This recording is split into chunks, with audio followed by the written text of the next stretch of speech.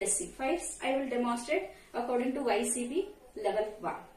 So, Sthiti, Tadasana, join your both the palms, come into namaskar mudra. Bend forward and raise up with the inhalation, Hastottanasana. Bend forward with the exhalation, Padahastasana. Make sure that your back is straight and try to touch your head to the knees.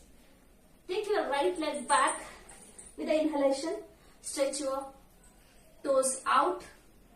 Make sure that your knees, both the palms and the left leg foot will be in line with the in one same line. And look up, chin up, push your hips down. Inhalation. Take your left leg back. Come to Parvatasana with the exhalation and try to push your back towards the knees and look at your knee or the navel. Knees down. Both the toes down, both the palms down, chest down, chin down.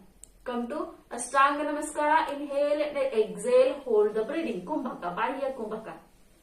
With the inhalation, scoop up to Bhujangasana. Once again, Parvatasana with the exhalation. Inhale, take your right leg front.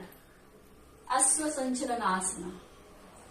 Exhale, take your left leg forward, come to Padahastasana.